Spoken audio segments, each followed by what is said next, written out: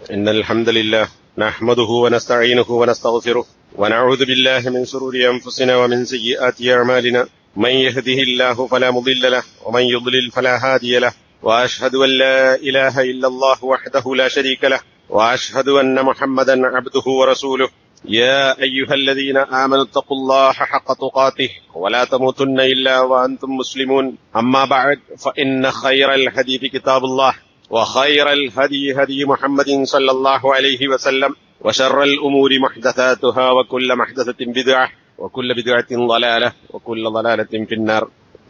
സഹോദരന്മാരെ, സത്യവിശ്വാസികളെ, മുമ്പത്തെ ഖുതുബയിൽ രക്തബന്ധം ചേർക്കേണ്ടതിനെ സംബന്ധിച്ചും അതിന്റെ പ്രാധാന്യവും ആരാണ് യഥാർത്ഥ രക്തബന്ധം ചേർത്തുന്നവൻ എന്ന കാര്യങ്ങളെക്കുറിച്ചും സംസാരിച്ചത്.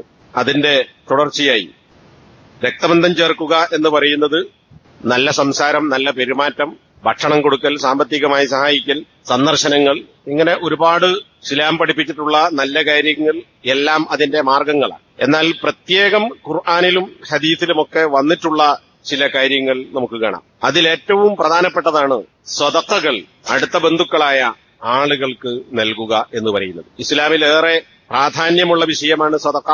അതിൽ തന്നെ ഏറ്റവും പ്രധാനപ്പെട്ടതാണ് ഭക്ഷണം നൽകുക എന്ന് പറയുന്നത്. വിശുദ്ധ ഖുർആനിലെ ഒന്നിലധികം ആയത്തുകളിൽ വിശ്വാസവുമായി ബന്ധപ്പെടുത്തിയും അല്ലാതെയും അടുത്ത ബന്ധുക്കളായ ആളുകൾക്ക് ധർമ്മം ചെയ്യുന്നതിനെ സംബന്ധിച്ച് ഖുർആൻ കൽപ്പിക്കുകയും പ്രേരിപ്പിക്കുകയും ചെയ്തതായി നമുക്ക് കാണാം. സൂറത്തുൽ ബഖറയിലെ 177 ആയത്ത് തുടങ്ങുന്നത് തന്നെ പുണ്യം ചെയ്യുന്നവൻ എന്ന് പറഞ്ഞാൽ ആരാണ് എന്ന് പറഞ്ഞുകൊണ്ടാണ്. അവിടെ അള്ളാഹുവിലും പരലോകത്തിലും മലക്കുകളിലും വേദഗ്രന്ഥങ്ങളിലും പ്രവാചകന്മാരിലും വിശ്വസിക്കുക, അതായത് ഈമാൻ കാര്യങ്ങളിൽ എണ്ണിപ്പറഞ്ഞിട്ടുള്ള 6 കാര്യങ്ങളിൽ 5 കാര്യങ്ങൾ പറഞ്ഞതിന് ശേഷം അള്ളാഹു പറയുന്നത് ആത്തൽ മാല അലാ ഹുബ്ബിഹി ദവിൽ ഖുർബ. അപ്പൊ ഈമാൻ കാര്യം പറഞ്ഞതിന് ശേഷം തൊട്ടു പിറകെ പറയുന്നത് സമ്പത്തിനോട് ഇഷ്ടമുള്ളതോടൊപ്പം ബന്ധുക്കളായ ആളുകൾക്ക് സമ്പത്ത് നൽകുക, ധനം നൽകുക എന്നതാണ്. അപ്പൊ ഇതിന്റെ പ്രാധാന്യം മനസ്സിലാവുമല്ലോ. വിശ്വാസ കാര്യങ്ങൾ എണ്ണിപ്പറഞ്ഞ ഉടനെ പറയാൻ, കാരണം സമ്പത്ത് കൊടുക്കണം. ആർക്ക്? ഈ അനാഥർ, സാധുക്കൾ, വഴിയാത്രക്കാർ, ചോദിച്ചു വരുന്നവർ, അടിമകൾ, പിന്നെ നമസ്കാരം, നോമ്പ്, കരാർ പാലനം, ക്ഷമിക്കൽ, ഇങ്ങനെയുള്ള കാര്യങ്ങളൊക്കെ പറയുന്നതിന് മുമ്പ് ഈ 5 വിശ്വാസ കാര്യങ്ങൾ പറഞ്ഞ ശേഷം പറഞ്ഞത് ബന്ധുക്കൾക്ക് സമ്പത്ത് നൽകുക. എന്നിട്ട് ആ ആയത്ത് അവസാനിപ്പിക്കുന്നത് ഉലായിക്കല്ലദീന സ്വദഖു. ഇപ്പറഞ്ഞ കാര്യങ്ങളൊക്കെ ചെയ്ത് അതിലൂടെ പുണ്യം ചെയ്യുന്നവരാണ് സത്യസന്ധത പുലർത്തുന്നവർ. ഉലായിക ഹുമുൽ മുത്തഖൂൻ, അവരാകുന്നു തഖ്വ പുലർത്തുന്ന ആളുകൾ എന്ന് 2 വിശേഷണങ്ങൾ ഈ ആളുകളെ കുറിച്ച് അള്ളാഹു പ്രസ്താവിച്ചിട്ടുണ്ട്. അതിന്റെ മറ്റ് തഫ്സീറുകളും കാര്യങ്ങളൊന്നും ഇവിടെ വിശദീകരിക്കുന്നില്ല. സൂറത്തുൽ ബഖറയിൽ തന്നെ 115 ആയത്തിൽ യസ്അലൂനക മാദാ യുൻഫിഖൂൻ, അള്ളാഹു പറയാൻ നബി സല്ലല്ലാഹു അലൈഹി വസല്ലമയോട്, നിന്നോട് എന്താണ് ഞങ്ങൾ ചെലവാക്കേണ്ടത് എന്ന് നിന്നോട് ചോദിക്കും. വിശ്വാസികൾ നബിയോട് ചോദിക്കും. അപ്പൊ അതിന് മറുപടി എന്താ? ഖുൽ മാ അൻഫഖ്തും മിൻ ഖൈരിൻ, നന്മയിൽ നിന്ന് എന്ത് നിങ്ങൾ ചെലവഴിച്ചാലും ശരി. അപ്പൊ നല്ല നന്മയിൽ നിന്ന്, സമ്പത്തിൽ നിന്ന്, നല്ല കാര്യങ്ങളിൽ എന്ത് ചെലവഴിച്ചാലും, ഇവിടെ ഒന്നാമത് പറയുന്നത് ഫലിൽ വാലിദൈനി വൽ അഖറബീന, കൊടുക്കുന്ന കൂട്ടത്തിൽ ആദ്യം എണ്ണിയതാരെയാ? മാതാപിതാക്കളെ. രണ്ടാമത് വൽ അഖറബീൻ, അടുത്ത ബന്ധുക്കൾ. പിന്നെയാണ് അനാഥർ, സാധുക്കൾ, വഴിയാത്രക്കാർ ഇവരൊക്കെ പറയുന്നത്. ആയത്ത് അവസാനിപ്പിക്കുന്നത് വമാ തഫ്അലു മിൻ ഖൈരിൻ, നന്മയിൽപ്പെട്ട എന്ത് കാര്യം നിങ്ങൾ പ്രവർത്തിച്ചാലും ഫഇന്നല്ലാഹ ബിഹി അലീം, അള്ളാഹു അത് അറിയുന്നവനാകുന്നു. അപ്പൊ നിങ്ങൾ എന്ത് കൊടുത്താലും, ആർക്ക് കൊടുത്താലും, എങ്ങനെ കൊടുക്കുന്നു എന്നതൊക്കെ അള്ളാഹു അറിയുന്നുണ്ട്. അതിന്റെ അർത്ഥം എന്താ? കൊടുക്കുന്നതും അള്ളാഹു അറിയും, കൊടുക്കാതിരുന്നാൽ അതും അള്ളാഹു അറിയും. സൂറത്തുർ റൂമിലെ 38 ആയത്ത് ഫആതിദൽ ഖുർബ ഹഖഹു, ബന്ധുക്കളായ ആളുകൾക്ക് അവന്റെ അവകാശം നീ നൽകുക. പിന്നെ അവിടെ രക്തബന്ധമുള്ളവരെ കുറിച്ച് പറഞ്ഞതിന് ശേഷം സാധു, വഴിയാത്രക്കാരൻ. ദാലിക ഖൈറുൽ ലില്ലദീന യുരീദൂന വജ്ഹല്ലാഹ്, അള്ളാഹുവിന്റെ മുഖം, അതായത് അള്ളാഹുവിന്റെ മുഖം പരലോകത്ത് സ്വർഗത്തിൽ വെച്ച് കാണണം എന്ന് ആഗ്രഹിക്കുന്ന ആളുകൾക്ക് ഏറ്റവും നല്ല കാര്യം ഇതാകുന്നു. ഉലായിക ഹുമുൽ മുഫ്ലിഹൂൻ, ഇങ്ങനെ കൊടുക്കുന്നവരാണ് വിജയം പ്രാപിച്ചവർ എന്നും അള്ളാഹു പറഞ്ഞു. അപ്പൊ നേരത്തെ പറഞ്ഞ 2 ആയത്തുകൾക്ക് പുറമെ ഇവിടെ 2 വിശേഷണങ്ങൾ, ഗുണങ്ങൾ അള്ളാഹു സുബ്ഹാനഹു വ തആല എണ്ണി പറഞ്ഞു. അപ്പൊ ഇതുപോലെ വേറെയും ആയത്തുകൾ കാണാം. ഞാനിവിടെ വെറും 3 ആയത്തുകൾ അതിന്റെ പ്രാധാന്യം മനസ്സിലാക്കാൻ വേണ്ടി സൂചിപ്പിച്ചു എന്ന് മാത്രം. അപ്പൊ ധർമ്മം ചെയ്യുക എന്നത് ഏറ്റവും പ്രധാനപ്പെട്ട വിഷയമാണ്. അതിൽ ഏറ്റവും പ്രധാനപ്പെട്ടതാണ് ഭക്ഷണം കൊടുക്കുക എന്ന് പറയുന്നത്. അപ്പൊ കൊടുക്കുന്ന കൂട്ടത്തിൽ ഒന്നാമതായി നൽകേണ്ടത് മാതാപിതാക്കൾ അതിനർഹരാണെങ്കിൽ അവർക്കതിന് കൊടുക്കണം. പൈസ ഉണ്ടെങ്കിൽ പിന്നെ കൊടുക്കേണ്ടിയില്ല. എന്നാലും ബാപ്പാർക്കൊക്കെ ഗിഫ്റ്റ് വാങ്ങിക്കൊടുക്കാം, സന്തോഷമാണ്, ഹദിയ കൊടുക്കാം. അതുപോലെ രക്തബന്ധുക്കളായ ആളുകൾക്ക് നൽകുക എന്ന് പറയുന്നതും ഇസ്ലാം ഏറെ പ്രാധാന്യം കൽപ്പിച്ചിട്ടുള്ള ഒരു വിഷയമാണ് എന്നത് മനസ്സിലാക്കാൻ ഇതിലെ ഒരായത്തന്നെ മതി. ഇനി ഇമാം തിർമിദി ഉദ്ധരിച്ചൊരു ഹദീസിൽ നബി സല്ലല്ലാഹു അലൈഹി വസല്ലം പറഞ്ഞു, അസ്സദഖത്തു അലൽ മിസ്കീനി സദഖ. സാധുവിന് സദഖ കൊടുക്കുക എന്ന് പറയുന്നത് അതൊരു സദഖയാണ്. സാധുക്കൾക്ക് എന്തെങ്കിലും സഹായം കൊടുക്കുക, ധർമ്മം കൊടുക്കുക, അതൊരു സദഖയാണ്. എന്നാൽ വഅലാ ദിർറഹ്മി ഇസ്നതാൻ, രക്തബന്ധത്തിൽപ്പെട്ട സാധുവായ ഒരുത്തന് സദഖ കൊടുക്കുക എന്ന് പറയുന്നത് 2 സദഖയാണ്. അങ്ങനെ 2 സദഖയാകുന്നത്, ഒന്ന് സാധുവിന് കൊടുത്തു എന്ന കൂലി, അതോടൊപ്പം സാധു അടുത്ത ബന്ധു കൂടിയാണ്. അപ്പൊ ബന്ധുവിന് കൊടുക്കുക, അതിലൂടെ ബന്ധം നിലനിർത്തുക, രക്തബന്ധം ചേർക്കുക. അപ്പൊ 2 ഇരട്ട പ്രതിഫലമാണ്, അല്ലെങ്കിൽ ഇരട്ട സദഖയാകുന്നു. അതായത് എന്താ, മറ്റൊരാൾക്ക് കൊടുക്കുന്നതിനേക്കാൾ പുണ്യകരമാണ് സാധുവായ അതോടൊപ്പം രക്തബന്ധു കൂടിയായ ആൾക്ക് സദഖ ചെയ്യുന്നത്. ഇനിയിവിടെ പ്രത്യേകം തെളിവൊന്നും ഞാൻ പറയുന്നില്ലെങ്കിലും മുമ്പ് പലപ്പോഴും പറഞ്ഞിട്ടുള്ള വിഷയമാണ് സക്കാത്ത് പോലും കുടുംബക്കാർക്ക് കൊടുക്കാൻ പറ്റുമോ? പറ്റൂല എന്നാണ് ഭൂരിപക്ഷ ആളുകൾ നമ്മുടെ നാട്ടിൽ പറയുന്നത്. എന്നാൽ ഹദീസ് പണ്ഡിതന്മാർ ഹദീസ് ഗ്രന്ഥങ്ങളിലും ഫിഖ്ഹിന്റെ ഗ്രന്ഥങ്ങളിലും സലഫി പണ്ഡിതന്മാരും അല്ലാത്തവരുമായ ആളുകൾ പറയുന്നത് സക്കാത്ത് രക്തബന്ധുക്കൾക്കാണ് ആദ്യം കൊടുക്കേണ്ടത്, അർഹരാണെങ്കിൽ. ഏതർഹർ? അപ്പോ മറുപക്ഷം പറയും, ഖുർആനിൽ 8 വിഭാഗത്തെ പറഞ്ഞ കൂട്ടത്തിൽ കുടുംബക്കാരെ പറഞ്ഞിട്ടില്ല. കുടുംബക്കാരെ പറയേണ്ട കാര്യമില്ല. കുടുംബക്കാരെ കൂട്ടത്തിൽ ആ 8 വിഭാഗത്തിൽപ്പെട്ട ആളുകളുണ്ടെങ്കിൽ അവരെ നമ്മൾ ആദ്യം പരിഗണിക്കണം. അപ്പൊ സക്കാത്ത് കമ്മിറ്റി മുഖേന കൊടുത്താലേ സാധുവാകൂ എന്ന് പറയുന്ന ആളുകൾ കുടുംബക്കാർക്ക് കൊടുക്കാൻ പറ്റൂല. അവരെ ഖുർആനിൽ എണ്ണി പറഞ്ഞിട്ടില്ല. കുടുംബക്കാരെന്ന് പറഞ്ഞിട്ടില്ലെങ്കിലും ഈ പറഞ്ഞ ഹദീസുകളും അതുപോലെ തന്നെ വേറൊരുപാട് ഹദീസുകളും വെച്ചുകൊണ്ട് കുടുംബക്കാരായ ബന്ധുക്കളായ ആളുകൾ സക്കാത്ത് വാങ്ങാൻ അർഹരായ ഫക്കീർ, മിസ്കീന് തുടങ്ങിയ വകുപ്പിൽ പെടുന്നുണ്ടെങ്കിൽ മറ്റുള്ളവർക്ക് കൊടുക്കുന്നതിന്റെ മുന്നേ ഇവർക്ക് കൊടുക്കണം. ഒരുപാട് തെളിവുകൾ ഹദീസിൽ ആ വിഷയകമായി കാണാം. ഞാനത് ഇവിടെ ചർച്ച ചെയ്യുന്നില്ല. ഇനി ഒരാൾ സാധുവാണ്, കുടുംബക്കാരനാണ്, അതോടൊപ്പം അയൽവാസി കൂടിയാണെങ്കിലോ, അപ്പൊ അയൽവാസിയുമായുള്ള ബന്ധം ചേർക്കുക എന്ന ഒരു പുണ്യം കൂടി അവിടെ കിട്ടുന്നു. അപ്പൊ ഇതൊക്കെ നമ്മൾ പരിഗണിക്കണം. കാരണം ധർമ്മം ചെയ്യാൻ കൊടുക്കുന്ന ഒരുപാട് ആളുകൾ, എല്ലാവരും നല്ല, പലരും പലപ്പോഴും എന്തെങ്കിലും കുടുംബമായ പ്രശ്നത്തിന്റെ പേരിൽ ഓന് കൊടുക്കണ്ട, ഇവന് കൊടുക്കണ്ട, മറ്റാൻ കൊടുക്കണ്ട, അമ്മായി കൊടുക്കണ്ട, അളാപ്പ കൊടുക്കണ്ട, മൂത്താപ്പ കൊടുക്കണ്ട, അല്ലെ ഓല മക്ക കൊടുക്കണ്ട, ഓല നമ്മൾ ആൾക്കാരല്ല, അല്ലെങ്കിൽ നമ്മളെ എതിർക്കുന്നവരാണ്, നമ്മെക്കുറിച്ച് എന്തെങ്കിലുമൊക്കെ പറഞ്ഞിറക്കുന്ന ആൾക്കാരാണ് എന്നുകൊണ്ട് അവരെ നമ്മൾ ഒഴിവാക്കും. പുറത്തുള്ളവർക്ക് കൊടുക്കും, അത് വലുതായി കാണിക്കും, അല്ലെങ്കിൽ വലുതായി പറയും. എന്നാൽ നബി സല്ലല്ലാഹു അലൈഹി വസല്ലം പറഞ്ഞു, നീ അള്ളാഹുവിന്റെ മാർഗത്തിൽ ചെലവഴിക്കുന്ന ഒരു ദീനാർ, അടിമയുടെ കാര്യത്തിൽ ചെലവഴിക്കുന്ന ഒരു ദീനാർ, ഒരു സാധുവിന് സദഖയായി ചെയ്യുന്ന ഒരു ദീനാർ, നീ നിന്റെ കുടുംബത്തിന് വേണ്ടി ചെലവഴിക്കുന്ന ദീനാർ.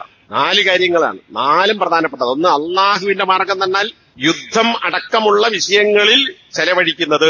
അടിമയുടെ കാര്യത്തിൽ ചെലവഴിക്കുക എന്നതും ഫീസബീൽ തന്നെയാണല്ലോ. അപ്പൊ പിന്നെ ഫീസബീലോട് എന്താ ഉദ്ദേശിക്കുന്നത്? ഇതും സക്കാത്തുമായി ബന്ധപ്പെട്ട് മുമ്പ് വിശദീകരിച്ചിട്ടുണ്ട്. അള്ളാഹുവിന്റെ മാർഗത്തിൽ യുദ്ധത്തിന് വേണ്ടി വാഹനം വാങ്ങാനോ, ഒട്ടകം വാങ്ങാനോ, തോക്ക് വാങ്ങാനോ, പട്ടാളക്കാർക്ക് കൊടുക്കാനോ, അങ്ങനെ ഏത് വിഷയത്തിലൊക്കില്ല, അതിൽ ചെലവഴിക്കുന്നത്, അടിമമോചനത്തിന് ചെലവഴിക്കുന്നത് സക്കാത്തിന്റെ തൗഹീദിൽ പറഞ്ഞ ഒരു വിഭാഗമാണ് അടിമമോചനം. പിന്നെ സാധു, അതും സക്കാത്തിന്റെ അവകാശികളിൽ പറഞ്ഞതാണ്. 4മത്തത്, നീ നിന്റെ കുടുംബത്തിന് ചെലവാക്കുക. അഅ്ളമുഹാ അജ്റൻ അല്ലദീ അൻഫഖ്തഹു അലാ അഹ്ലിക. ഈ 4 വകുപ്പിൽ ഏറ്റവും കൂലി കൊണ്ട് മഹത്വമേറിയ ദാനം, ചെലവഴിക്കൽ എന്ന് പറയുന്നത് നീ നിന്റെ കുടുംബത്തിന് വേണ്ടി ചെലവഴിച്ചതാകുന്നു. ഇതിലെല്ലാം പെടും, നിർബന്ധമായ ചെലവുകൾ പെടും, സദഖയായി നൽകുന്നതും പെടും. ഭാര്യയ്ക്ക് ചെലവിന് കൊടുക്കണം, മക്കൾക്ക് ചെലവിന് കൊടുക്കണം, അത് നിർബന്ധമായ കാര്യമാണ്, നിർബന്ധമായ ചെലവഴിക്കലാണ്. അത് മുമ്പ് പറഞ്ഞ 3 കാര്യങ്ങളെക്കാൾ അഅ്ളമു അജ്റൻ, ഏറ്റവും കൂലി കിട്ടുന്നതാണ്. കാരണം എന്താ? അപ്പൊ പെണ്ണുങ്ങൾക്ക് ചെലവിന് കൊടുക്കുമ്പോൾ, മക്കൾക്ക് ചെലവിന് കൊടുക്കുമ്പോ ഇത് കെട്ടിക്കുടുങ്ങില്ലേ, പ്രസവിച്ചു കുടുങ്ങില്ലേ, ഉണ്ടായി കുടുങ്ങില്ലേ, കൊടുക്കണ്ടേ എന്ന് വിചാരിച്ചു കൊടുത്താൽ കൂലി കിട്ടൂല. നേരെ മറിച്ച് ഇത് അള്ളാഹു എന്നെ ഏൽപ്പിച്ച ബാധ്യതയാണ്, ഹക്കാണ് എന്നുള്ള നിലക്ക് ഭാര്യക്കും മക്കൾക്കും ചെലവിന് കൊടുത്താൽ, ബാപ്പക്കും മക്കും കൊടുക്കേണ്ടി വന്നാൽ അവർക്കും കൊടുത്താൽ അത് ഏറ്റവും അധികം കൂലി കിട്ടുന്ന കാര്യമാകുന്നു. ഇനി അതിനപ്പുറത്ത് അഹില് എന്ന് പറയുമ്പോൾ അവിടെ പണ്ഡിതന്മാരെ ഹദീസ് കൊണ്ടുവരുന്നത്, അതിനപ്പുറം അഹില് എന്ന് പറഞ്ഞാല് നേരത്തെ പറഞ്ഞ രക്തബന്ധുക്കളും പെടും. അപ്പൊ രക്തബന്ധുക്കളായ ആളുകൾക്ക് സക്കാത്ത് കൊടുക്കാം. ഇനി അവകാശികളാണെങ്കിൽ അതിന്റെ പുറമെ ധർമ്മവും കൊടുക്കാം. ചിലപ്പം ധർമ്മവും നിർബന്ധമായി തീരും. ഇത് രക്തബന്ധുക്കളായ ആളുകൾ മരിച്ചാൽ അവരുടെ സ്വത്തിന് ഇങ്ങോട്ട് അവകാശം ഉണ്ടാവുമല്ലോ. ആ ഇങ്ങോട്ടുള്ള അവകാശം പോലെ തന്നെ അങ്ങോട്ട് കൊടുക്കാനുള്ള ബാധ്യതയും ഉണ്ട് എന്നാണ്. മറ്റവൻ കൊടുത്തോട്ടെ എന്നറിയണ്ട. നമ്മൾ കുടുംബക്കാരാണെങ്കിൽ നമ്മൾക്ക് കൊടുക്കൽ ഇങ്ങോട്ട് കിട്ടാൻ അവകാശമുള്ളതുപോലെ അങ്ങോട്ട് കൊടുക്കൽ നിർബന്ധവുമായി തീരും. അപ്പൊ സദഖ എന്ന് പറയുന്നത് നിർബന്ധമായി തീരുന്ന ഘട്ടങ്ങളുണ്ട്. ഇതൊക്കെ ഫിഖിന്റെയും ഹദീസിന്റെയും ഗ്രന്ഥങ്ങൾ വിശദീകരിച്ചിട്ടുണ്ട്. അതൊക്കെ ഉൾക്കൊന്നാണ് അവിടെ. നിന്റെ കുടുംബത്തിന് വേണ്ടി നീ ചെലവഴിക്കുന്നത് ഏറ്റവും അധികം കൂലി കിട്ടുന്ന കാര്യമാണ്. ഇമാം മുസ്ലിം തന്റെ സഹീഹിൽ ഉദ്ധരിച്ച ഹദീസാണ്. ഇനി കുടുംബക്കാരും ബന്ധുക്കളുമായ ആളുകൾ അവരോട് ഇങ്ങോട്ട് പിണങ്ങിയവനോ ബന്ധം മുറിച്ചവനോ ആണെങ്കിൽ അവനോട് ബന്ധം അങ്ങോട്ട് കൊണ്ടുപോയി ചേർത്തലാണ്, പുലർത്തലാണ് യഥാർത്ഥ രക്തബന്ധം ചേർത്തൽ എന്ന് കഴിഞ്ഞ ഖുത്ബയിൽ നമ്മൾ വിശദീകരിച്ചിട്ടുണ്ട്. അപ്പൊ കുടുംബക്കാരെ കൂട്ടത്തിൽ നമ്മോട് ശത്രുതയുള്ള ആളുകൾ ഉണ്ടാവും. കളാപ്പന്റെ മക്കൾ, മൂത്താപ്പന്റെ മക്കൾ, അമ്മായി, അങ്ങനെ അമ്മാവൻ എന്ന് തുടങ്ങി ആ ബന്ധത്തിൽപ്പെട്ട ആളുകൾ നമ്മളോട് കുടുംബക്കാരൊക്കെയാണ്, പക്ഷെ നമ്മളോട് കടുത്ത ശത്രുത. അത് പല കാരണങ്ങൾ കൊണ്ടുണ്ടാകാം. കുടുംബപരമായ പ്രശ്നങ്ങൾ ഉണ്ടാകാം, വേറെന്തെങ്കിലും കാര്യങ്ങൾ ഉണ്ടാകാം, സ്വത്ത് തർക്കങ്ങൾ ഉണ്ടാകാം, ഒക്കെ ഉണ്ടാകാം. അത്തർഗീബ് വത്തർഹീബിൽ ഉദ്ധരിച്ച ഒരു ഹദീസിൽ, സ്വഹീഹായ ഹദീസ്, അഫ്ളലു സദഖതി അസ്സദഖതു അലാ ദിർറഹിമിൽ കാശിഹ്. സദഖയിൽ ഏറ്റവും ശ്രേഷ്ഠമായ സദഖ എന്ന് പറയുന്നത്, അത് നേരത്തെ പറഞ്ഞു, ആർക്കാ? രക്തബന്ധത്തിൽപ്പെട്ടവർക്ക് കൊടുക്കലാണ്. ഇവിടെ അതിന്റെ കൂടെ ഒരു കാര്യം കൂടി പറഞ്ഞു. നിന്റെ ബന്ധുവാണ് എന്ന് മാത്രല്ല, പക്ഷെ അവൻ കാശിഹാൻ. കാശിഹ് എന്ന് പറഞ്ഞാൽ ഉള്ളിൽ പക വെച്ച് പുലർത്തുന്നവൻ. പക ഉണ്ട് എന്ന് മാത്രമല്ല, പുറത്ത് കാണിക്കൂല. പക്ഷെ നമ്മളെ കണ്ടാൽ ലോകിയൊക്കെ പറയുന്നുണ്ടാവും, അങ്ങോട്ട് പോയാൽ നമ്മെക്കുറിച്ച് മറ്റവനോട് നുണ പറയും, അല്ലെങ്കിൽ മനസ്സിൽ ശത്രുത പുലർത്തും, കാണുമ്പോൾ ഒന്ന് ചിരിക്കുന്നുണ്ടാവും, സംസാരിക്കുന്നുണ്ടാവും. അപ്പം മനസ്സിൽ വെറുപ്പ്, പക ഒളിപ്പിച്ചു വെച്ചവൻ, അതാണ് കാശി. അങ്ങനെയുള്ള നിന്റെ രക്തബന്ധുവിൽപ്പെട്ടവന് സദഖ ചെയ്യലാണ് സദഖയിൽ ഏറ്റവും ശ്രേഷ്ഠം. അപ്പൊ ഇങ്ങോട്ട് ബന്ധം മുറിച്ചവൻ അങ്ങോട്ട് ചേർത്തണം, ഇങ്ങോട്ട് തരാത്തവന് അങ്ങോട്ട് കൊടുക്കണം. നമ്മെ കണ്ടാൽ നമ്മെക്കുറിച്ച് വേണ്ടാത്തത് പറയുന്ന ശത്രുത പുലർത്തുന്നവനാണെങ്കിൽ പോലും അവന് കൊടുക്കുന്നതാണ് ഏറ്റവും കൂലി കിട്ടുന്ന കാര്യം. അപ്പൊ സഹോദരന്മാർ ആലോചിച്ചു നോക്കൂ, നമ്മളെ ബന്ധുക്കളിൽ ആരെയാ നമുക്ക് ഒഴിവാക്കാൻ പറ്റുക? ഈമാനും തൗഹീദും വിശ്വാസവുമുള്ള ആളുകളാണ്. അവൻ ഇങ്ങോട്ട് ലോക്യത്തിലല്ല എങ്കിൽ പോലും അവന് കൊടുത്താലും ഏറ്റവും കൂലി കിട്ടുന്ന കാര്യമാണെന്ന് കഴിഞ്ഞ ഹദീസിലും ഈ ഹദീസിലും പഠിപ്പിക്കുന്നു. അപ്പൊ പിന്നെ നമ്മൾ നമ്മെക്കുറിച്ച് വിലയിരുത്തുക, നമ്മുടെ കുടുംബങ്ങളിൽ ഈ നിലക്കുള്ള ബന്ധം പുലർത്താൻ. മറ്റവൻ എന്ത് തരക്കാരനായാലും, എന്ത് തരക്കാന്ന് പറഞ്ഞാൽ എന്ത് സ്വഭാവക്കേട് നമ്മോട് കാണിച്ചാൽ പോലും അതൊക്കെ മാറ്റിവെച്ച് ഇത് റസൂല് പറഞ്ഞ ശ്രേഷ്ഠമായ സദഖയിൽപ്പെട്ടതാണ്, അള്ളാഹു കൽപ്പിച്ച കാര്യത്തിൽപ്പെട്ടതാണ് എന്ന് നിലക്ക് നമ്മൾ കൊടുക്കുന്നുണ്ടോ? ഇല്ലെങ്കിൽ നമ്മൾ തയ്യാറാകണം. അങ്ങനെ വന്നാൽ എല്ലാ മുറിഞ്ഞ ബന്ധങ്ങളും പിന്നെ ചേർന്നു വരും. അത് ബന്ധങ്ങളൊക്കെ അറ്റുപോയതൊക്കെ കണ്ണിചേരും. അങ്ങനെ ബന്ധങ്ങൾ ദുനിയാവിലും നാളെ ആഖിറത്തിൽ നിലനിർത്താൻ പറ്റും. ഇനി അബൂ തൽഹ അൽ അൻസാരി റളിയല്ലാഹു അൻഹു, സ്വഹീഹായ ബുഖാരി മുസ്ലിം ഒക്കെ ഉദ്ധരിക്കപ്പെട്ട ഹദീസുകളിൽ ചിലപ്പോൾ നിങ്ങൾ കേട്ടിട്ടുണ്ടാവും ഒരു ഹദീസ്. മദീനയിലെ അൻസാരികളെ കൂട്ടത്തിൽ ഏറ്റവും അധികം ഈത്തപ്പന കൃഷിയും തോട്ടവും അല്ലെങ്കിൽ ഈത്തപ്പനയുമായി ബന്ധപ്പെട്ട സമ്പത്തുള്ള ഒരാളായിരുന്നു അബൂ തൽഹ അൻസാരി. വിശുദ്ധ ഖുർആനിലെ സൂറത്തു ആല ഇംറാനിലെ 92-ാമത്തെ ആയത്ത് അവതരിപ്പിച്ചു. നിങ്ങൾക്ക് ഇഷ്ടപ്പെട്ടതിൽ നിന്ന് ചെലവഴിക്കുന്നത് വരെ പുണ്യം നേടുകയില്ല. നമുക്ക് വേണ്ടാത്തത് കൊടുത്താൽ പുണ്യം കിട്ടൂല. അപ്പൊ നമുക്ക് ആവശ്യമല്ല, അല്ലെ കേടുന്നു, ഇതിനിപ്പോ എന്താക്കാനാ, എന്നാ പിന്നെ മറ്റവന് കൊടുക്കുക. അത് നമ്മള് വിചാരിച്ചിട്ട് കൊടുക്കണമല്ല, വെറുതെ എറിയാൻ. അപ്പൊ പിന്നെ അവന് കൊടുക്കുക. അതല്ല, നമുക്ക് ഇഷ്ടമുള്ളതിൽ നിന്ന്, നമുക്ക് ഇഷ്ടമുള്ള തൃപ്തിയുള്ള പ്രിയപ്പെട്ട വസ്തുവിൽ നിന്ന് നിങ്ങൾ ചെലവഴിക്കുന്നത് വരെ നിങ്ങൾ പുണ്യം നേടുകയില്ല എന്ന ആയത്തിറങ്ങിയപ്പോ സഹാബി ആ ആയത്ത് നടപ്പിലാക്കാൻ പോവാണ്. നബി സല്ലല്ലാഹു അലൈഹി വസല്ലം അടുക്ക ചെന്നു. എന്ന് നബിനോട് പറഞ്ഞു, അല്ലയോ അള്ളാഹുവിന്റെ ദൂതരെ, ഇങ്ങനെ ഒരു ആയത്തിറങ്ങിയിട്ടുണ്ടല്ലോ, എനിക്ക് എന്റെ സ്വത്തിൽ ഏറ്റവും പ്രിയപ്പെട്ട ഭൂമി ബൈറഹ അല്ലെങ്കിൽ ബീർഹ എന്ന് പറയുന്ന തോട്ടമാണ്. അത് അള്ളാഹുവിന് വേണ്ടി, എന്നാൽ അള്ളാഹ് കൊടുക്കാനല്ല, അള്ളാഹുവിന്റെ മാർഗത്തിൽ സദഖയായി നൽകാൻ ഞാൻ ഉദ്ദേശിക്കുന്നു. അതുകൊണ്ടുള്ള പുണ്യവും നാളെ പരലോകത്ത് ഇത് എനിക്കൊരു നിക്ഷേപമായി അള്ളാഹുവിന്റെ അടുക്കൽ മാറാൻ വേണ്ടിയും, ഡെപ്പോസിറ്റ്, അതാണ് ദുഹർ, അള്ളാഹിന്റെ അടുക്കലേക്കുള്ള ഡെപ്പോസിറ്റായും മാറണമെന്ന് ഞാൻ ആഗ്രഹിക്കുന്നു. അതുകൊണ്ട് നബിയെ, അള്ളാഹു നിങ്ങൾക്ക് കാണിച്ചു തന്നത് ഏതൊരു വിഷയമാണോ ആ വിഷയത്തിൽ അത് നിങ്ങൾ ചെലവായിക്കോളി. അബൂ തൽഹ കൊടുക്കല്ല, എന്റെ ഏറ്റവും പ്രിയപ്പെട്ട മുതലാണിത്, ഞാൻ ഈ ആയത്ത് കേട്ടപ്പോ ഇത് ഞാൻ കൊടുക്കാൻ വേണ്ടി തീരുമാനിച്ചിട്ടുണ്ട്, അതുകൊണ്ട് അത് നിങ്ങൾ കൊടുത്താളി. ആർക്കാ കൊടുക്കണ്ടേ വെച്ചാൽ നോക്കണം. ആ മനസ്സ് നമ്മക്ക് ഇഷ്ടപ്പെട്ടൊരു കാര്യം, നബിക്ക് ഇഷ്ടപ്പെട്ടത് അവർക്ക് കൊടുക്കട്ടെ എന്ന് നബിന്റെ അടുക്ക ചെന്ന് പറഞ്ഞു. ഈ ബൈറഹ എന്ന് പറഞ്ഞാൽ ഇന്നും മദീനത്ത് പോയ ആളുകൾക്കറിയാം. ഇന്ന് മദീന പള്ളിയുടെ ബേക്ക് ഭാഗം, ബേക്ക് പറഞ്ഞാൽ മിഹ്റാബുള്ള ഭാഗമല്ല, ബേക്ക് ഭാഗത്ത് ഏറ്റവും ബേക്കിൽ പള്ളി, അവിടെ എത്ര 26-ാമത്തെ ഗേറ്റോ മറ്റാണ്. അവിടെ പള്ളിയിലേക്ക് കയറിയാൽ ആ ഭാഗം ഈ പറയുന്ന ബൈറഹ തോട്ടമുണ്ടായിരുന്ന സ്ഥലമാണ്. അത് ചരിത്രകാരന്മാരെ പറയും. അവിടെ ഈ തോട്ടമുണ്ടായിരുന്നു. ഇത് കൊടുക്കുന്നതിന് മുമ്പ് നബി സല്ലല്ലാഹു അലൈഹി വസല്ലമ ഈ അബൂ തൽഹന്റെ തോട്ടത്ത് പോയി ഇരിക്കാറുണ്ടായിരുന്നു. അവിടെ കിളികൾ വെള്ളം കുടിക്കാൻ വേണ്ടി വരും. നല്ലൊരു കിണർ അവിടെ ഉണ്ടായിരുന്നു. നബി സല്ലല്ലാഹു അലൈഹി വസല്ലമ ആ കിണറിൽ നിന്ന് വെള്ളം കോരി കുടിക്കും. അപ്പൊ നല്ല ഈത്തപ്പനുള്ള തോട്ടമുള്ള നല്ല വെള്ളമുള്ളൊരു കിണറുള്ള ഒരു തോട്ടമായിരുന്നു.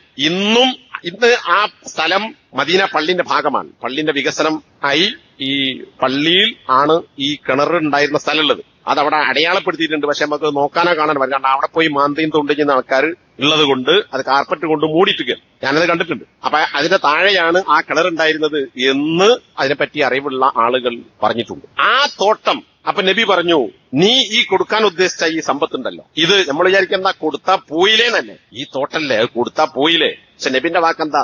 ബഹിൻ. ബഹിൻ എന്നാൽ പ്രോത്സാഹിപ്പിക്കാൻ വേണ്ടിയാണ്. ഭേഷ് എന്ന് പറയുന്ന ആ അർത്ഥത്തിലുള്ള വാക്കാണ്. ദാലിക മാലുൻ റാബിഹ്. നീ ഈ കൊടുക്കാൻ ഉദ്ദേശിച്ച സ്വത്ത് ലാഭം നേടുന്ന സ്വത്താകുന്നു. എന്റെ കയ്യിൽ നിന്ന് പോവുകയാണ്, പക്ഷെ നഷ്ടാന്ന് വിചാരിക്കണ്ട.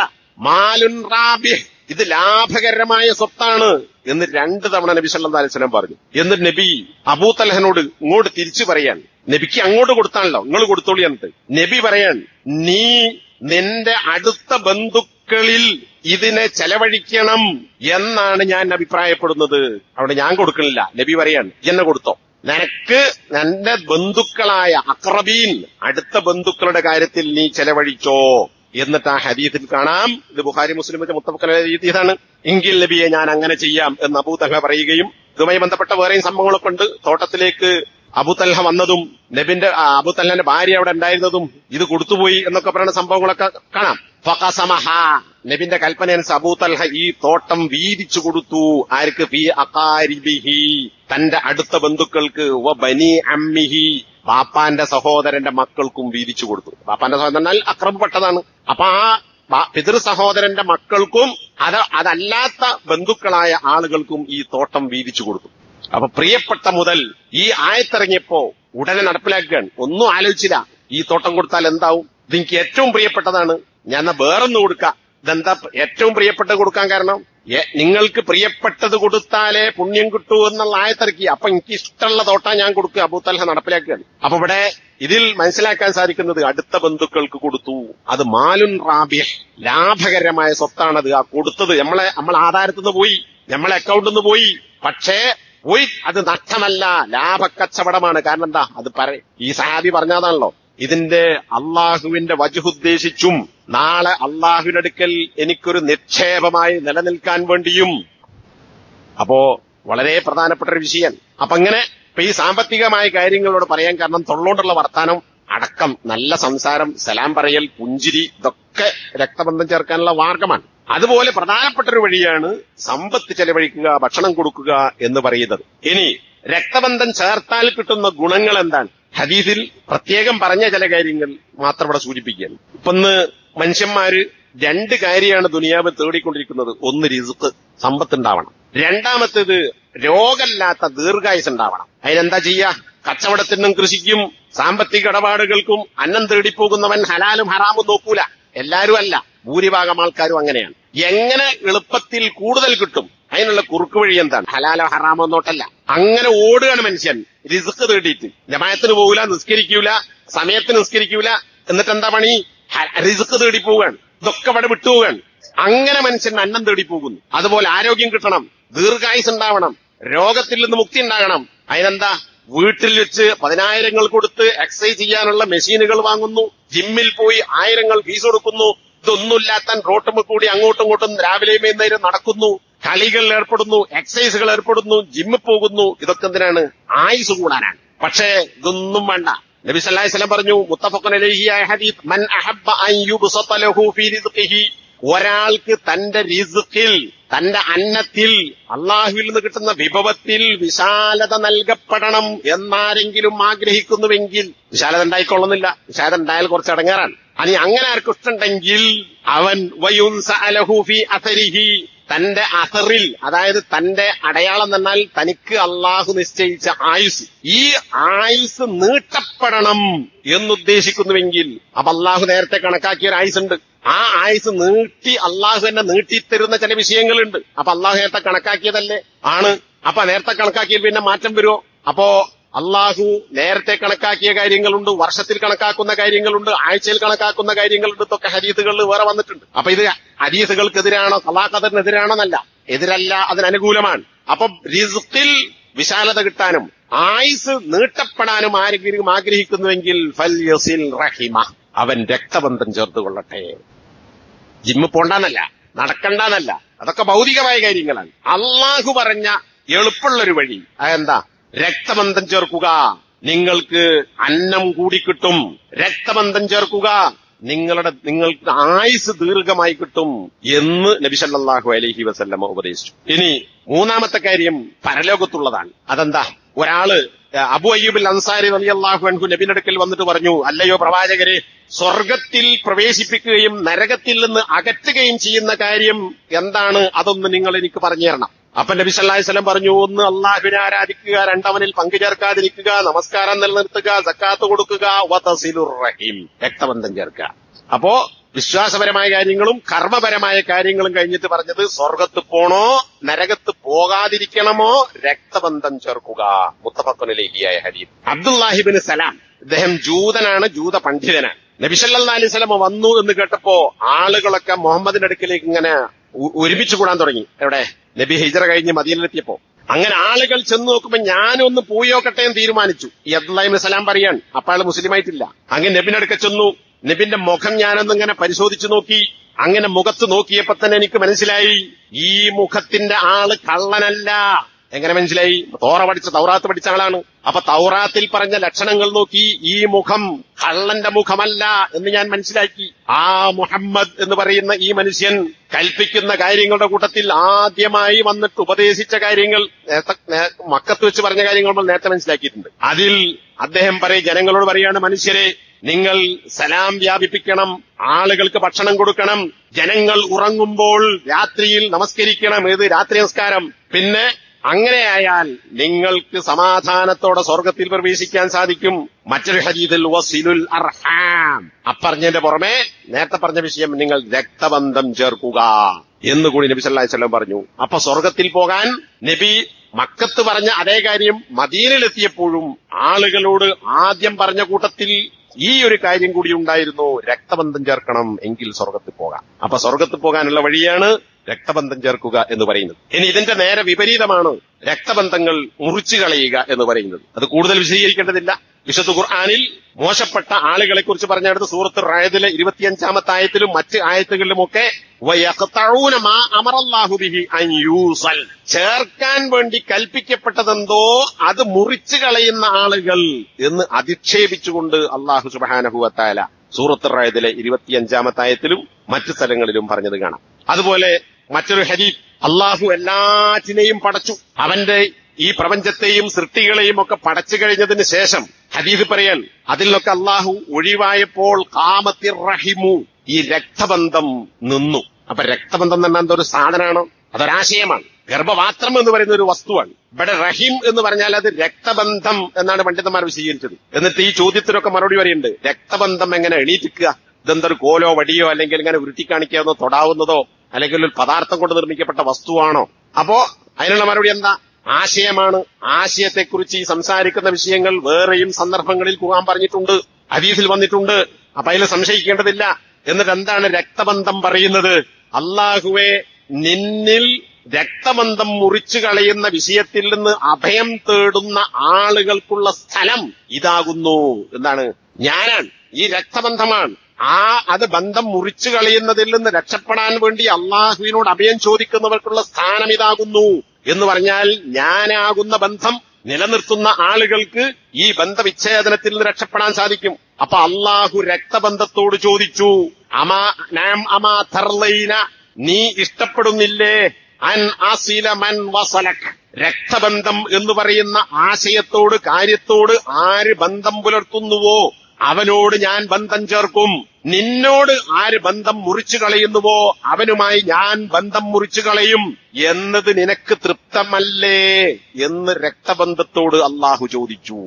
അപ്പൊ അതിനെങ്ങനെ മനസ്സിലായി? അള്ളാഹ് പഠിപ്പിച്ചെടുത്തു. അള്ളാന്റെ സംസാരമാണ്, അള്ളാഹു ഉദ്ദേശിക്കുന്നത് മനസ്സിലാവും. അപ്പൊ എന്താ? രക്തബന്ധം മുറിച്ചവനോട് അള്ളാഹു ബന്ധം മുറിക്കും, ചേർക്കുന്നവനോട് അള്ളാഹു ബന്ധം ചേർക്കും. അപ്പോ രക്തബന്ധം പറഞ്ഞു, അതെ ശരി, എനിക്ക് തൃപ്തിയാണ്, ഞാൻ തൃപ്തിപ്പെട്ടിരിക്കുന്നു, അത് മതി. എന്നിട്ട് നബി സല്ലല്ലാഹു അലൈഹി വസല്ലമ ഒരായത്ത് ഓതി കൊടുത്തു. അതേതാ? സൂറത്ത് മുഹമ്മദിലെ 23-22 വചനങ്ങൾ. നബി പറഞ്ഞു, ഈ ആയത്ത് നിങ്ങൾ ഓതിക്കോളൂ. എന്തായാലും പറയുന്നത്, നിങ്ങൾ തിരിഞ്ഞു പോവുകയാണെങ്കിൽ, അതായത് ഇസ്ലാമിന്റെ അധ്യാപനങ്ങളിൽ നിങ്ങളത് സ്വീകരിക്കാതെ തിരിഞ്ഞു പോവുകയാണെങ്കിൽ പിന്നുണ്ടാകുന്ന കാര്യം എന്താ? നിങ്ങൾ ഭൂമിയിൽ കുഴപ്പമുണ്ടാക്കാം, രക്തബന്ധങ്ങൾ മുറിച്ചു കളയാം. അപ്പൊ ഇസ്ലാമിന്റെ നിയമങ്ങൾ പാലിക്കാത്ത ആളുകള്, അത് സ്വീകരിക്കാത്തവർ ഇത്തരം തകരാറുകളിലേക്ക് പോകും. രണ്ടെണ്ണം പറഞ്ഞതിൽ രണ്ടാമത്തത് എന്താ? രക്തബന്ധങ്ങൾ മുറിക്കുക. ഉലൈകല്ലദീന ലഅനഹുമുല്ലാഹ്, അങ്ങനെയുള്ള ആളുകളെ അള്ളാഹു ശപിച്ചിരിക്കുന്നു. അള്ളാഹ് ശപിക്കുക എന്നാൽ അള്ളാഹുവിന്റെ കാരുണ്യമാകുന്ന സ്വർഗത്തിൽ നിന്ന് അകറ്റുക എന്നാണ്. ഫഅസമ്മഹും, അവരെ അള്ളാഹു ചെവി കേൾക്കാത്തവരാക്കി മാറ്റിയിരിക്കുന്നു. വഅഅമാ അബ്സാറഹും, അവരുടെ കണ്ണുകളെ അള്ളാഹു കാഴ്ചയില്ലാത്തതാക്കി മാറ്റിയിരിക്കുന്നു. എത്ര വലിയ നഷ്ടാണ് സഹോദരന്മാരെ, ആലോചിച്ച് നോക്കൂ. അപ്പൊ അള്ളാഹുവിന്റെ അധ്യാപനങ്ങൾ വിശ്വാസത്തിൽ നിന്ന്, ദീനിൽ നിന്ന് പോയാൽ അവൻ കുഴപ്പമുണ്ടാക്കുന്നവനാകും, ബന്ധം മുറിക്കുന്നവനാകും. അതിന്റെ മറുവശം എന്താ? ഇസ്ലാം സ്വീകരിക്കുന്നവനാണെങ്കിൽ അവൻ കുഴപ്പക്കാരനാകാൻ പാടില്ല, ബന്ധം നിലനിർത്തുന്നവനാകണം. ആ അവസ്ഥയിലേക്ക്, അതിന്റെ എതിരായ വശത്തിലേക്ക് പോയാൽ അള്ളാഹുവിന്റെ ലഅനത്ത്, അതിനേക്കാൾ വലിയ നാശം വേറൊന്നില്ല. സ്വർഗത്തിലേക്ക് എത്തൂല, അതിൽ നിന്ന് അകറ്റപ്പെടും. പിന്നെയോ ചെവി ഉണ്ടാവും, ഹക്ക് കേൾക്കൂല, കണ്ണുണ്ടാവും, സത്യം കാണൂല. ആ അവസ്ഥ ദുനിയാവിലും ആഖിറത്തിലും ഇങ്ങനെയുള്ള നാശം ഇവർക്ക് വരാനുണ്ട് എന്ന താക്കീത് ഈ ആയത്തോതിക്കൊണ്ട് നബി സല്ലല്ലാഹു അലൈഹി വസല്ലം പഠിച്ചു. മുത്തഫഖുൻ അലൈഹിയായ ഹദീസാണ്. അപ്പോ ഗൗരവപ്പെട്ട വിഷയം ബന്ധം ചേർക്കുന്നതിനെ കുറിച്ച്, പിന്നെ തൗഹീദിനെയും മാതാപിതാക്കൾക്ക് പുണ്യം ചെയ്യുന്നതിനെയും അള്ളാഹുവിന് നന്ദി കാണിക്കുന്നതും തുടർന്ന് മാതാപിതാക്കളോട് നന്ദി കാണിക്കുന്നതും നേരത്തെ നമ്മൾ മനസ്സിലാക്കിയിട്ടുണ്ട്, ചേർത്ത് പറഞ്ഞ കാര്യങ്ങൾ. അതുപോലെ ഷിർക്കിനോട് ചേർത്ത് മാതാപിതാക്കളോട് ഉഖൂഖ്, അവരെ വെറുപ്പിക്കുക, അവരെ ധിക്കരിക്കുക എന്ന് പറയുന്ന രണ്ട് കാര്യങ്ങളെ ഷിർക്കിനോട് ചേർത്ത് പറഞ്ഞത്, ഇത് നമ്മൾ നേരത്തെ മനസ്സിലാക്കിയിട്ടുണ്ട്. ഇതുപോലെ ഹദീസിൽ വിശ്വാസത്തോട് ചേർത്ത് രക്തബന്ധം ചേർക്കുന്നതിനെയും, അതിന്റെ വിപരീതം എന്താ? ഷിർക്കിനോട് ചേർത്ത് രക്തബന്ധം മുറിക്കുന്നതിനെയും ഹദീസിൽ നബി സല്ലല്ലാഹു അലൈഹി വസല്ലം ചേർത്ത് പറഞ്ഞിരിക്കുന്നു. ഒരാള് നബിയുടെ അടുക്കൽ വന്നിട്ട് ചോദിക്കുന്ന 4 ചോദ്യങ്ങൾക്കുള്ള ഉത്തരമാണ്. ഏറ്റവും അള്ളാഹുവിന് ഇഷ്ടപ്പെട്ട പ്രവൃത്തി ഏതാണ്? അള്ളാഹുവിൽ വിശ്വസിക്കൽ. പിന്നെ ഏതാ? നബിന്റെ മറുപടി രക്തബന്ധം ചേർക്കൽ. അപ്പൊ നമ്മൾ വിശ്വാസികളാണോ? അതിനോടനുബന്ധമായി അള്ളാഹുവിന് ഏറ്റവും ഇഷ്ടപ്പെട്ട നമ്മളിൽ ഉണ്ടാകേണ്ട കാര്യമാണ് ബന്ധം ചേർക്കൽ.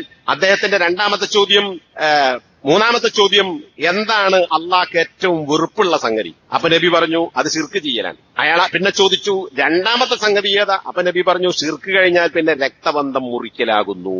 അപ്പൊ നേരത്തെ പറഞ്ഞ മാതാപിതാക്കൾക്ക് പുണ്യം ചെയ്യൽ, ഉഖൂഖുൽ വാലിദൈൻ, അതേപോലെ ഇവിടെ ഈമാനും ശിർക്കുമായി ചേർത്ത് രക്തബന്ധം ചേർക്കുന്നതിനെയും രക്തബന്ധം മുറിക്കുന്നതിനെയും നബി സല്ലല്ലാഹു അലൈഹി വസല്ലം പറഞ്ഞിരിക്കുന്നു എന്നത് ഇതിന്റെ ഗൗരവത്തെ നമ്മെ ബോധ്യപ്പെടുത്തുന്ന വിഷയമാണ്. ഇനി ദുനിയാവ് തന്നെ എന്തുണ്ടാവും? മാതാപിതാക്കളോട് ധിക്കാരം പ്രവർത്തിച്ചാൽ അതിന്റെ ശിക്ഷ അള്ളാഹു ദുനിയാവിൽ തന്നെ ധൃതിപ്പെടുത്തും എന്ന വിഷയം കഴിഞ്ഞ ഖുത്ബയിൽ നമ്മൾ മനസ്സിലാക്കിയിട്ടുണ്ട്. എവിടെ? മാതാപിതാക്കൾ പുണ്യം ചെയ്യുന്ന വിഷയത്തിൽ. കഴിഞ്ഞ ഖുത്ബല്ല, അതിന്റെ മുമ്പത്തെ ഖുത്ബ. അതേപോലെ ഒരു ഹദീസിൽ നമുക്ക് കാണാം, അള്ളാഹു സുബ്ഹാനഹു വ തആല ശിക്ഷയെ, പരലോകത്ത് ശിക്ഷയുള്ളതോടൊപ്പം തന്നെ ദുനിയാവിൽ അള്ളാഹു പെട്ടെന്ന് കൊടുക്കും. ദുനിയാവിൽ തന്നെ ബരമ്പത്ത് കിട്ടുന്ന കൂലിയാണ് എന്ത്? വഖതിഅത്തുർ റഹിം, രക്തബന്ധം മുറിച്ചു കളയൽ. അപ്പൊ മാതാപിതാക്കളെ ധിക്കരിച്ചാൽ ശിക്ഷ ദുനിയാവിൽ തന്നെ അള്ളാഹു കൊടുക്കുന്നത് പോലെ ബന്ധവിച്ഛേദനം നടത്തിയാൽ അതിന്റെ തിക്തഫലവും പരലോകത്തുണ്ടാകുന്നതിന് പുറമേ ദുനിയാവിലുണ്ടാകും. ഇതും ചില കുടുംബങ്ങൾ പരിശോധിച്ചാൽ നമുക്ക് കാണാം, കുടുംബങ്ങളിൽ പാരമ്പര്യമായി ബന്ധവിച്ഛേദനങ്ങൾ നടന്നുകൊണ്ടിരിക്കുന്നു. അതെന്തുകൊണ്ടാ? മാതാപിതാക്കളുമായുള്ള ബന്ധത്തെക്കുറിച്ച് പറഞ്ഞതുപോലെ തന്നെ ആവർത്തിക്കുന്നില്ല. പൂർവികന്മാർ കാണിച്ചതിന്റെ അനന്തരഫലം അതേ കുടുംബങ്ങളിൽ, ഒരു കുടുംബത്തിൽ എന്നും ഇങ്ങനെ ബന്ധമുച്ഛേദനം, തല്ല്, അത് ഇത് ഒരു ഇണക്കമില്ലാത്ത അവസ്ഥയാണെങ്കിൽ അതിന്റെ പിന്തുണമൊക്കെ നടന്നുകൊണ്ടിരിക്കുന്നു. അനന്തരഫലമാണ്. അത് ചെയ്തവൻ അത് കിട്ടിക്കൊണ്ടിരിക്കുന്നു. മറ്റൊന്ന് നബി സല്ലല്ലാഹു അലൈഹി വസല്ലം പറഞ്ഞു, രക്തബന്ധം മുറിക്കുന്നവന്റെ ഫലാ യുഖ്ബലു അമലു ഖാതിഇ റഹിമിൻ, രക്തബന്ധം മുറിക്കുന്നവന്റെ അമലുകൾ സ്വീകരിക്കപ്പെടുകയില്ല. അമല് സ്വീകരിക്കാതെ പരലോകത്ത് രക്ഷപ്പെടും ഇല്ല. അപ്പൊ അമല് സ്വീകരിക്കപ്പെടണമെങ്കിൽ രക്തബന്ധം ചേർക്കണം. രക്തബന്ധം ചേർത്താൽ സ്വർഗം കിട്ടും. അതിന്റെ വിപരീതവും നബി പറഞ്ഞു. പരലോകത്തുണ്ടാകുന്ന മൂന്നാമത്തെ നഷ്ടം അതെന്താ? ലാ യദ്ഖുലുൽ ജന്നത ഖാതിഉൻ, രക്തബന്ധം മുറിക്കുന്നവൻ സ്വർഗത്തിൽ പ്രവേശിക്കുകയില്ല. ഇമാം ബുഖാരി മുസ്ലിം ഉദ്ധരിച്ച ഹദീസ്. നേരത്തെ പറഞ്ഞ സൂറത്ത് മുഹമ്മദിലെ ആയത്തും അതിന്റെ പുറമെ സൂറത്ത് റഅദിലെ 25-ാമത്തെ ആയത്ത്, ഉലൈക ലഹുമുൽ ലഅന, ബന്ധം മുറിക്കുന്ന ആളുകൾക്ക് അള്ളാഹുവിന്റെ ശാപമുണ്ട്. വലഹും സൂഉദ്ദാർ, അവർക്ക് മോശപ്പെട്ട വീടുണ്ട്. ഏതാ മോശപ്പെട്ട വീട്? നരകം. അപ്പൊ സഹോദരന്മാരെ, കടുത്ത താക്കീതാണ് ബന്ധവിച്ഛേദനത്തിന്. ബന്ധം ചേർക്കുന്നതിന് വളരെ വലിയ പ്രോത്സാഹനവുമാണ് ഇസ്ലാം നൽകിയിട്ടുള്ളത്. അപ്പോ ഈ കാര്യങ്ങൾ നമ്മൾ ഗൗരവത്തിൽ മനസ്സിലാക്കുകയും നമ്മുടെ കുടുംബങ്ങളിൽ ഇത് നടപ്പിലാക്കുവാനും അറ്റുപോയ കണ്ണികൾ കൂട്ടിച്ചേർക്കാനും നമ്മൾ വളരെ ശക്തമായ നടപടികളും നിലപാടുകളും സ്വീകരിച്ചാലേ ദുനിയാവിലും ആഖിറത്തിലും രക്ഷപ്പെടുകയുള്ളൂ എന്ന ബോധ്യം നമുക്കുണ്ടാവണം. അള്ളാഹു അത് നമ്മെ സഹായിക്കുമാറാകട്ടെ. അൽഹംദുലില്ലാഹ് വസല്ലല്ലാഹു അലാ മുഹമ്മദ് അല്ലദീ ബല്ലഗ റിസാലത വഅദ്ദൽ അമാന. കഴിഞ്ഞ ആഴ്ച ഖുത്ബ കേട്ട ചില ആളുകൾക്കുണ്ടായ സംശയം, ഒന്ന് രണ്ടാളുകൾ ചോദിച്ച ചോദ്യം, രക്തബന്ധം ചേർക്കണമെന്ന് പറഞ്ഞു.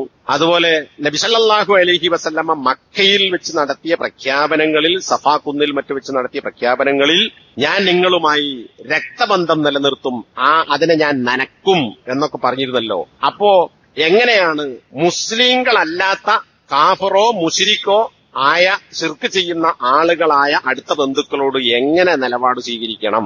വിശ്വാസിയായ രക്തബന്ധുക്കളോട് സ്വീകരിക്കേണ്ടത് പോലെ തന്നെയാണോ?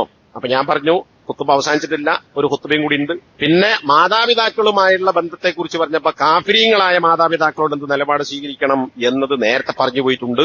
ഇനി വേണമെങ്കിൽ ഞാൻ അതൊന്നുകൂടി വിശദീകരിക്കും. അപ്പൊ ആ സംശയം ഉള്ള ആളുകളുടെ സംശയം തീരാൻ വേണ്ടി പറയാം. നേരത്തെ പറഞ്ഞ ഹദീസുകളൊന്നും ഇവിടെ ആവർത്തിക്കേണ്ടതില്ല. ഇത് നബി മക്കയിൽ വെച്ച് ആ സഫാ കുന്നിൽ വിളിച്ചു വരുത്തി, നിങ്ങളെ ഒന്നൊരു ഉപകാരം നിങ്ങൾക്ക് ചെയ്യാൻ കഴിയില്ല, പക്ഷേ നിങ്ങളുമായി എനിക്ക് രക്തബന്ധമുണ്ട്, അത് ഞാൻ അതിന്റെ നനവ് കൊണ്ട് നനക്കും എന്ന് പറഞ്ഞ ആശയങ്ങൾ. അപ്പൊ എന്താ, കാഫിരീങ്ങളായ ആളുകളോടും രക്തബന്ധം നിലനിർത്തുമെന്നാണ് നബി സല്ലല്ലാഹു അലൈഹി വസല്ലമ അതിൽ പറഞ്ഞിട്ടുള്ളത്. ഇത്തരം ഹദീസുകളെ വിശദീകരിച്ച് പണ്ഡിതന്മാർ എന്ത് പറഞ്ഞു എന്ന് പരിശോധിച്ചാൽ ഷെയ്ഖ് മുഹമ്മദ് ബിൻ സാലിഹ് അൽ ഉസൈമീൻ അദ്ദേഹത്തിന്റെ റിയാദുസ് സാലിഹിന്റെ ഹദീസിന്റെ ഗ്രന്ഥമാണ് ഇമാം നവവിന്റെ റിയാദുസ് സാലിഹീൻ എന്ന് പറയുന്ന ആ പുസ്തകത്തിന്റെ അദ്ദേഹത്തിന്റെ ഷർഹിൽ ഈ പറയുന്ന നമ്മൾ വായിച്ച ഹദീസുകളിൽ ഒരു ഹദീസിനെ വിശദീകരിച്ചുകൊണ്ട് അദ്ദേഹം പറയാൻ, വേറൊരു ഹദീസിൽ നബി പറഞ്ഞിരുന്നു, നിങ്ങൾ എന്റെ ഔലിയാക്കളല്ല, പക്ഷെ നിങ്ങൾ ഔലിയാക്കളല്ലെന്ന് പറഞ്ഞാൽ എന്റെ ഉച്ചമിത്രങ്ങളല്ല നിങ്ങൾ, പക്ഷെ നിങ്ങളുമായി രക്തബന്ധം ഞാൻ നിലനിർത്തും. ആ ഹദീസിനെ വിശദീകരിച്ചുകൊണ്ട് ഷെയ്ഖ് ഉസൈമീൻ പറയാണ്, നിങ്ങൾ കുടുംബക്കാരാണ്, പക്ഷെ നിങ്ങൾ എന്റെ ആത്മബന്ധുക്കളല്ല. കുടുംബക്കാരാണ്, പക്ഷെ ആത്മമിത്രങ്ങളല്ല. എന്തുകൊണ്ട്? കാരണം അവർ കാഫിരീങ്ങളാണ്.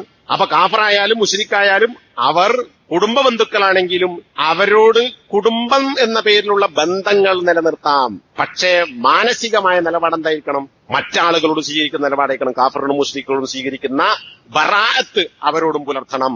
അതുകൊണ്ട് തന്നെ സത്യവിശ്വാസിയുടെ മേൽ നിർബന്ധമാണ് കാഫിരീങ്ങളോട് വലാ പുലർത്താതിരിക്കുക എന്നുള്ളത്.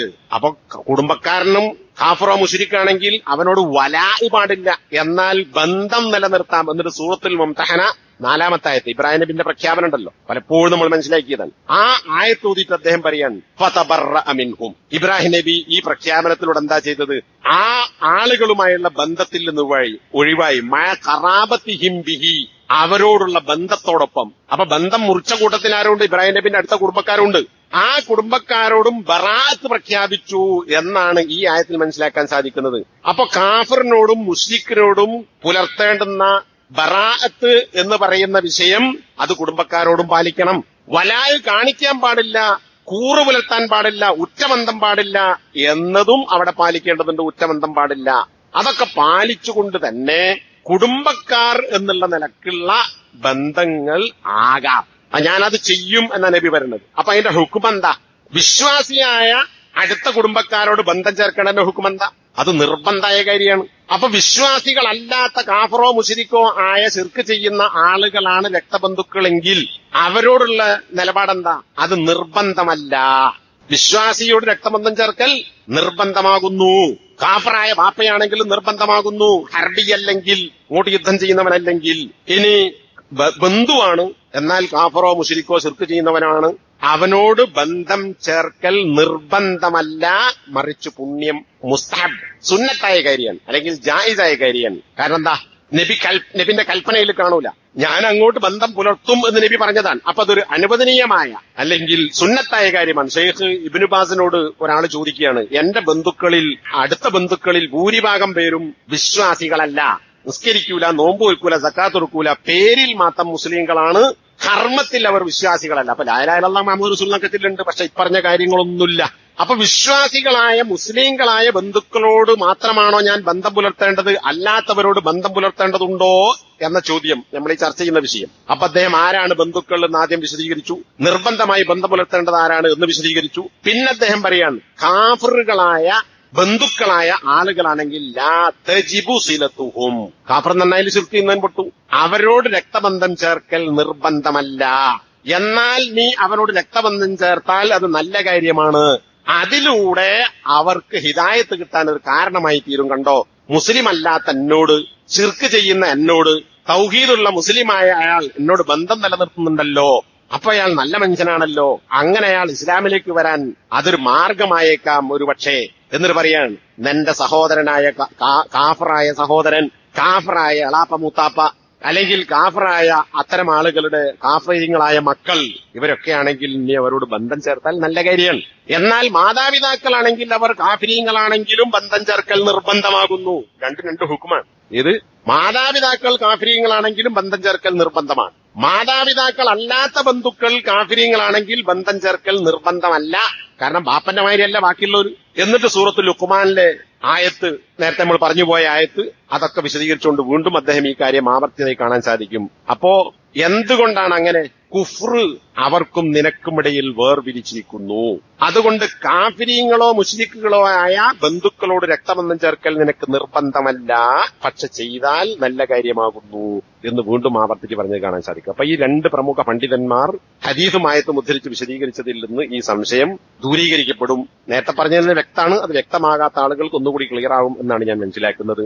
അല്ലാഹു സുബ്ഹാനഹു വ തആല ഈ നിലക്ക് യഥാർത്ഥ വിശ്വാസികളായി ജീവിക്കാൻ നമുക്കെല്ലാവർക്കും തൗഫീഖ് നൽകി അനുഗ്രഹിക്കുമാറാകട്ടെ. اللهم اجرنا من النار اللهم اجرنا من النار اللهم اجرنا من النار اللهم إنا نسأل